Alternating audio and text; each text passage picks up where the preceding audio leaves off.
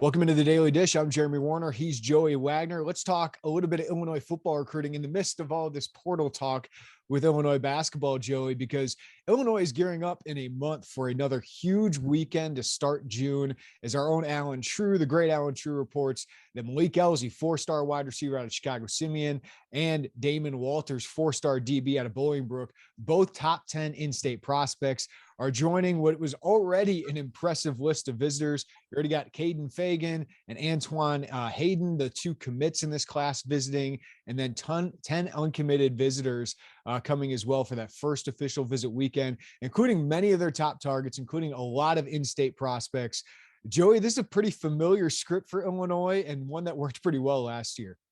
Yeah, we've seen this before, Jeremy. This is almost exactly what Illinois did in its first official. This is when they could kind of come out of the floodgates and open them up with official visitors again after the recruiting dead period. So we saw this last year, and we saw Illinois have some success with this last year. They had, to this point, probably a few more committed guys on the list. We'll see what happens between now and this official visit weekend, June 3rd through 5th, but you're seeing a plan and what Illinois wants to do. They want to get some committed guys in, maybe some guys who they feel like they're in a pretty good place with. And they want to let these guys build a bond with one another. They want to let parents build bonds with one another. And then the coaching staff obviously needs to come in and supplement those things. And it's a tall ask. It's a lot for the coaching staff to be able to put on in the right way, to give all the right attention and have the right conversations. But it worked last year pretty well, especially that first weekend.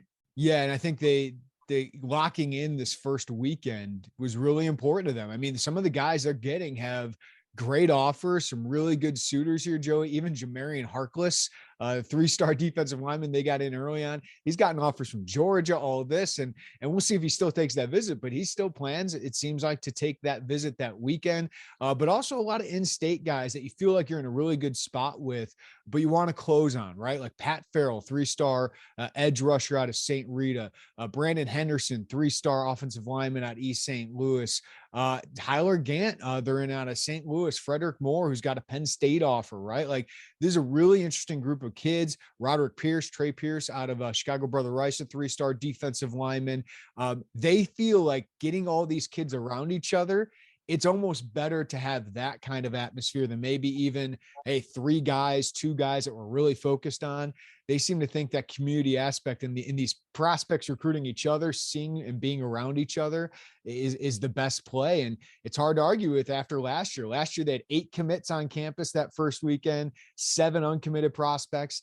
They end up signing 4 of those guys that were uncommitted. Aiden Lawfrey, Sean Miller, right? Like, they got some really good prospects. Jared Beatty committed out of that group as well, Ian Pugh. So that was a great weekend. I can't fault them for thinking, hey, let's do that same thing again.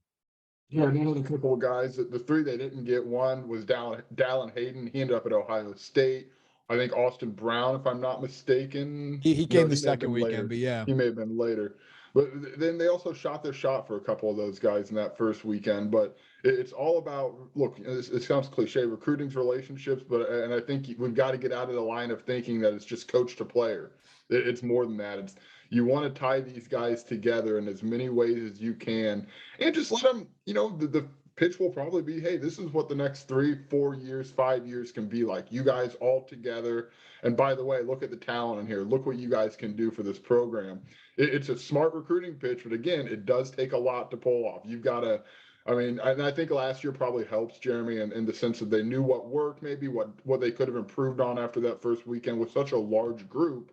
But if you can pull it off, there's a lot of benefits. Doesn't mean you're going to get all the guys, but you can really set yourself in a nice spot.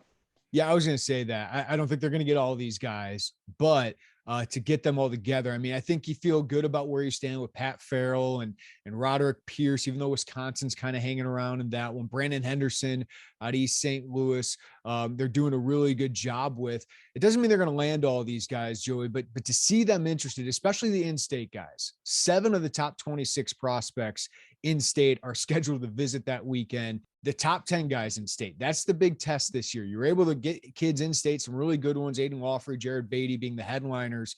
You're able to do that last year, but can you get those top guys? You already got one on board in Fagan, and to get Elzy and Walters, and you're hoping Jair Hill out of Kankakee becomes a part of this weekend as well. They're doing really well with him. You're not going to land maybe all those guys, but if you get a couple, it just tells you how far you've come with Bret Bielema with in-state recruiting, and that their focus on it, their, I guess just commitment to it. They are making huge strides, and Illinois again is a major player for some, not all, but some of the top prospects in state. Yeah, I think you and I talked last year around this time. It's okay, they're making headway in state. You got to do that year over year. You've got to maintain a commitment to it. They certainly are. And I think, Jeremy, you and I also recognize there's a lot of talent in the state of Illinois this year. I mean, there's a lot of guys who can really come in and do things. We've mentioned them: Malik Elzy, Caden Fagan, Damon Walters, Jair Hill. There's a lot of opportunity there to get a pretty good football player. And I think this is a class that after Bret Bielema and his coaching staff, they had a much improved season on the field. You've seen this commitment. Now you have another year of bridges built in state, and now you're in maybe a better position than you would have been a year ago, 16 months ago, to get some of these high-end guys who, frankly, I don't know how many high-end guys had a lot of interest from the state of Illinois in going to Illinois a year and a half ago.